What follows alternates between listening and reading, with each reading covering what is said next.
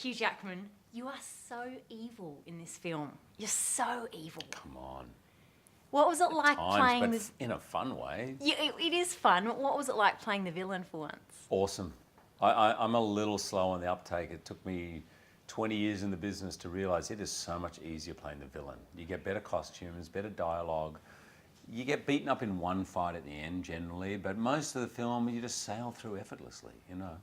And I had an entrance to Nirvana's Teen Spirit. Yes. I got these ridiculous, crazy, amazing kind of costumes, and it was great fun. Loved it.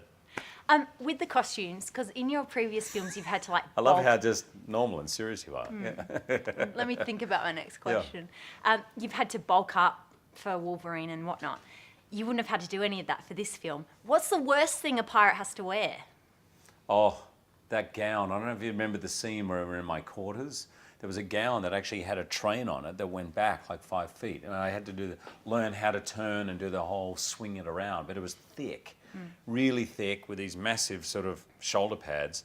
And I probably lost like 5 pounds that day. Really? I was sweating underneath there.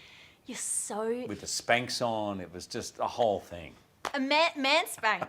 Nice. Joking. What about at home? Did you pull out a bit of Blackbeard when the kids wouldn't sort of put the dishes in the dishwasher and stuff? Would you torment them with your character? By the way, yes, I would. And then my son used to retort, hey, Blackbeard, by the way, it's not really black, it's more like black and white, all right? So just simmer down. I was like, oh, back in my hole, yeah. It's hard for my kids to take me that seriously. Sometimes I bring out the claws, and they're like, Dad, they're really PVC. They're not really metal. Oh, they're smart these days, kids. This is a true story, I was joking before, but I did hear my son had a play date when this kid came over, and it was a new friend. And the kid I overheard him in the room next door and asking loads of questions about me, about Wolverine, and my son was quiet. Didn't answer really any of them, just like, yeah, can tell he didn't want to talk about it. And finally I heard him say, look, I know you're into the whole Wolverine thing. My dad is nothing like Wolverine. He's not tough. He's not cool. Completely different, all right? So let's not talk about it. That sucks. I want to say, what do you mean not tough? You would think you'd be the ultimate wingman for your kids as well, being Wolverine. There's been a couple of weird, awkward moments where Oscar said, quick, we're going to do an autograph for this girl.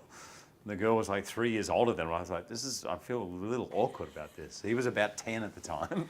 This 13-year-old girl's coming over at the beach too. It was a little weird. Let's get back to let's get back to the film and to Blackbeard. Yes. You have sort of shaved head and rotten teeth and really sunken eyes. Yes.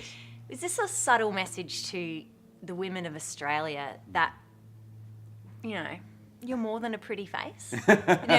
Stop objectifying Hugh Jackman. I'm fine with some objectifying. Thrilled. Never happened when I needed it, when I was 19 and single. So, no, I'm kidding. I loved shaving my head because everyone should experience having a shower with a shaved head at one point in their life. Fantastic. And swimming. I come from an English family, so I'm used to seeing that in my family, the generations back. This film revolves around orphans and around lost children. Yeah. Did that strike you at your heart? And did you consider what that would mean for your children? Oh, of course. It's a story we all grow up with, and you hear, I have adopted children, so as I'm reading it as a parent of adopted kids and wanting to make sure that the tone is such that they're going to be fine with it. And I had a long chat with Joe about it, and there was a couple of elements actually in the original script that ended up going. So that was, of course, that's important to me, because it's very easy for that to be forgotten.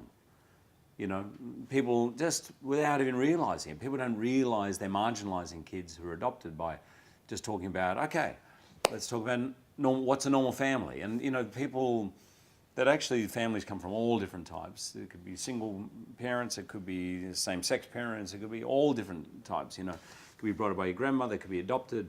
But sometimes people just assume that the mum and dad sort of biological bit is the normal way, You're doing your fair bit to challenge that, I think. Particularly my wife, as you say, who is incredible. Love her. Love her too. Girl crush. Not as much as me. I love her more. I'll fight you for her. Will you? Yeah. You with your hook? Yeah. It's such a great film. It's got everything. Every kid is going to love this film.